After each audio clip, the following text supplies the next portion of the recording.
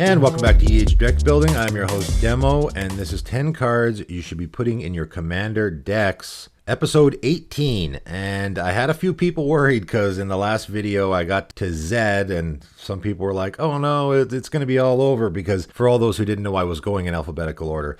But have no fear, there's much more to come. So I'm starting again back at the start of the alphabet, and I'm starting off today with Abduction. 2 blue, enchantment aura, enchant creature. When Abduction enters the battlefield, untap enchanted creature. You control enchanted creature. Then, when enchanted creature dies, return that card to the battlefield under its owner's control. So, why this card is significant, I mean, obviously there's lots of blue enchantments out there that steal stuff. The reason this is significant, though, is because when enchanted creature dies, return that card to the battlefield under its owner's control. What I like about this is you can use it in 2 different ways, okay? I just did a Kel's Fight Fixer deck that has the combo in there with Iridescent Drake and Kaya's Ghost Form, where you can just keep sacrificing and it'll come back, and the Iridescent Drake will get the Kaya's Ghost form, put it back on, and so on and so forth. You can do the same with Abduction. You don't have to play this on your opponent's creature. You can play it on yours. And that's what I really like about it. Yes, you can use this to steal an opponent's creature. If you're in a bit of a pinch and your opponent has a Blightsteel Colossus or a Vorinclex, you can just grab it and now it's yours and you can use it. Or you can use this to protect your own creatures, or you can use this to combo off with your Iridescent Drake or whatever the case may be. Obviously, the intention here was I'm going to steal my opponent's creature and then when it dies, they get it back. But I like that I can play it on my own creature, right? Also untaps them. If that matters at all, you could also just use this to untap your commander if you really need to. Maybe you're an Obeka deck and you desperately need to untap your commander so you can use its ability. You can pay 4 mana to untap your commander with this as well. So it's versatile. There's a lot of different ways you can use it, and I always love cards like that in a commander game. Coming in at number 2, Aether Barrier, 2 and a blue. Enchantment. Whenever a player casts a creature spell, that player sacrifices a permanent unless they pay 1. So just more creature hate. I think I mentioned Vile Consumption a little while back, and I had a few people go say, hey, that's going to go in my, whatever deck. This is probably going to go in the same deck. This is just a great card if you're hating on a heavy creature strategy. It's going to hit you too, but obviously you're going to play this in a deck where you don't have a lot of creatures, right? So basically this is just going to make creature spells cost 1 more. I doubt anyone's going to sacrifice a permanent. You could also use this in a strategy where you want to sacrifice stuff. I actually could have put this in my Lord of Tressorhorn deck. I had a Lord of Tressorhorn deck where I wanted to be sacking stuff. I would often steal my opponent's creatures and then sacrifice them. Fade Away was a card that I put in that deck. Again, because I would just forego paying the 1 so that I could sacrifice stuff. So another interesting way to use a card like that. Next up, Aether Flash, 2 red enchantment. And yes, I really do recommend a lot of enchantments. I don't know if there's a coincidence there or what, but probably over half the cards I've recommended I think are enchantments. There's a lot. So a lot of people have probably seen this one before, I'm sure. Whenever a creature enters the battlefield, Aether Flash deals 2 damage to it. That is an incredibly powerful effect. I've seen people put this in their Dino decks because it's good with Enrage, because you can shoot your own creatures with it and then get that Enrage ability, so it's good there. It just really hates on small creatures. I just recommended this card to one of my patrons who said, yeah, everyone in my play group has token decks like Hapatra and stuff like that. Just lots of elf tokens, lots of snake tokens. And I'm like, man, just Aether Flash. All those tokens just instantly die as soon as they come into play. Zombie token, same thing. Most tokens are going to be toughness 2 or less, so this is just going to kill all of them. Great if you want to get lots of dies triggers as well. That was actually a Kresh deck that I was building for him, so lots of dies triggers there as well for your Kresh. Fantastic in any strategy like that. It really is, like if you've ever seen an Elishnorn, right? An Elishnorn comes down and basically you just can't play any creature with toughness 2 or less, and if that's your commander, it really can be oppressive. Aether Flash is not quite that good, but almost there. It almost gets to the point where your opponents just can't play creatures, small creatures, because they're just going to die anyway. Great card. Next up, Aether Snap, 3 black sorcery. And this card, again, is another card that just got a lot. I always like this card, but it just got a hell of a lot better after Strixhaven and C21. Remove all counters from all permanents and exile all tokens. First of all, I used to play this card all the time because Atraxa Super Friends was like the most popular deck in the entire format for a while, and it was super annoying. This just reads destroy all planeswalkers. I mean, it reads a lot more than that, but it also reads destroy all planeswalkers, right? This is going to remove all the counters from all the planeswalkers, and they're all going to go to the graveyard. So that's pretty good. Really hoses a lot of strategies. It's rare that you're going to sit down at a table and there's going to be no one playing counters or no one playing any tokens. I mean, it's rare. Just think about all of the commanders that just came out that care about counters, that care about tokens. I probably made about 4 or 5 decks myself of new commanders that came out that this card absolutely hoses. So, you know, it's a card that can solve a lot of problems that there isn't otherwise a solution for. Next up, Aftershock, 2 red sorcery. Destroy target artifact, creature, or land. Aftershock deals 3 damage to you. So for anybody who watched my off-color removal spells, I had put this in there because, you know, obviously destroying artifacts and lands in red isn't off-color at all, but destroying creatures, just straight up destroy a creature in red is very rare, okay? You don't see that very often, and sometimes you really need an effect like that. And I really love the versatility of this card. Yeah, it's a sorcery. 4 is kind of a lot, but if you're in a mono red deck, I think you could definitely give this consideration, just because, I mean, there's always going to be a situation where you want to kill an artifact or a creature or a land.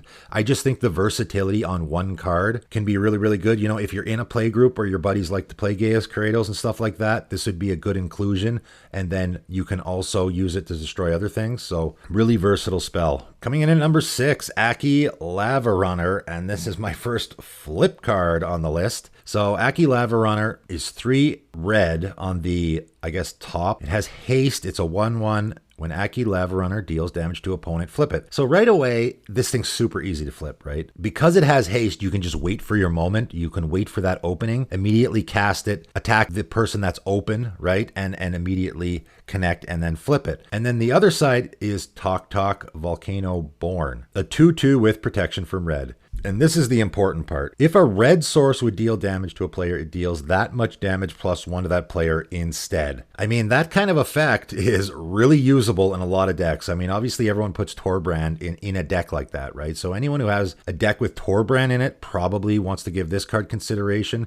I'm probably going to put this in my Zerzoth deck because those little devil tokens, right? That's a red source. It's going to attack. It's going to deal double damage. When they die, they ping for 1, but now it's going to ping for 2. And when you have lots of little instances, right, that's where an effect like this is fantastic. Purphoros, obviously, I've never seen this in a Purphoros deck. Your Purphoros is going to deal 3 damage every time. I should note, yes, it does include your opponents, right? This is just a red source, period. It's not just for you. But I'm guessing, you know, if you're playing a Purphoros deck or something, you're probably going to take way more advantage of this than your opponents would. Coming in at number 7, Aligned Hedron Network. 4 mana artifact. And this is a really unusual card. When Aligned Hedron Network enters the battlefield, exile all creatures with power 5 or greater until Aligned Hedron Network leaves the battlefield. Very unusual effect that you don't see on an artifact very often, and as you can tell from the art, obviously it was used to hate on Eldrazi. It's great for that, and the reason why it's so great is because they're all big, and also it doesn't care about indestructible, it doesn't care about untargetable. That's what I like about this card. This is going to hate on all the big creatures on the board, and there's no way around it, right? It gets rid of the Avacins,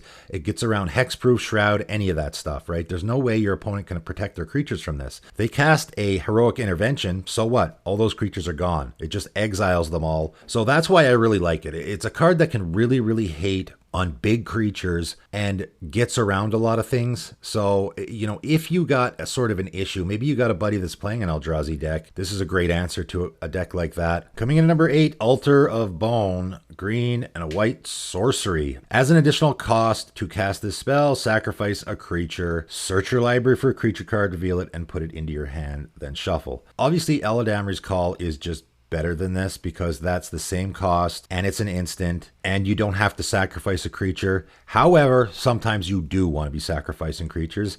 And, you know, it is a tutor. It's 2 mana. I go get any creature out of my library and put it into my hand. We all know that tutors are really, really important in the format. So coming in at number 9, Amulet of Unmaking. 5 mana artifact. Pay 5, exile Amulet of Unmaking. Exile target artifact, creature, or land. Activate only as a sorcery. So again, you know, for anyone who watches my channel, you know, as I already mentioned Aftershock in this video, I really like a sort of off-color removal And B, I like answers and versatile things, right? So I like this card because if you're in a colorless deck, or in any deck maybe, where you can't exile artifacts, creatures, or lands, this can go in any deck because it's colorless. Yeah, it's a little slow. I mean, if you want to use it right away, it's pay 5 and then pay another 5. But I think more than likely you're going to pay 5 and just put it in play and it'll sit there and then you will use it when you absolutely need to. I like the versatility. Okay, first of all, I like that you can exile an artifact or a creature or a land. You know, if you're in that play group where your buddy likes to throw Blightsteel Colossuses around, and I know I mentioned that card a lot, so for me it's a pain in the butt. You know, it's an indestructible creature that basically one-shots everybody, right? So that's why I bring it up a lot. Again, your opponent's got a Gaia's Cradle, he likes to go nuts with it,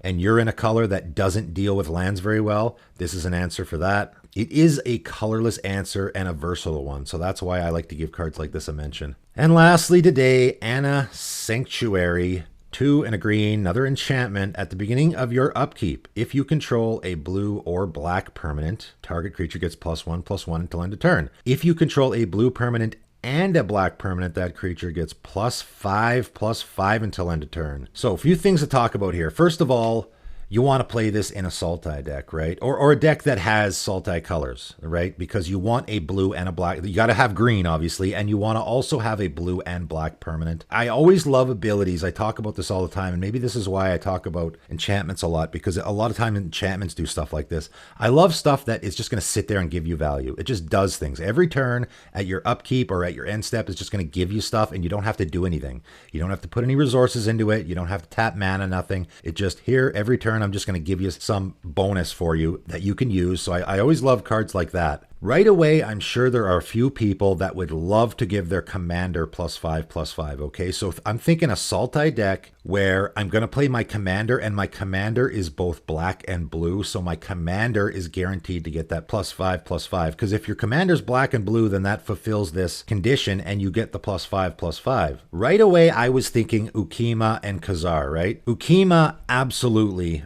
likes this card, I think. So this is going to give your Ukima +5/+5 because it is black and blue. It doesn't care about the creature being black and blue. It only cares if you have a black and blue permanent, but you will because your Ukima will be in play, right? Ukima can't be blocked, so you get in for 7 damage, and then when you sacrifice it or bounce it or whatever you do in your Ukima deck, typically that's what people do, it's going to leave the battlefield and deal X damage to target player, and you gain X life, where X is its power. So now that's a 7, right? You want to bump your Ukima's power up typically in a deck like that. So I think it's an absolute auto-include in that deck. And I'm sure there's a lot of other decks where you're playing, you know, in Sultai colors. Borash deck, I think probably is going to love that card. A Rayami deck is probably going to love that card. Any sort of a Voltron strategy in those colors, this card is absolutely fantastic. So that is it for today. That is 10 more cards that you should be putting in your commander decks. Thanks for tuning in.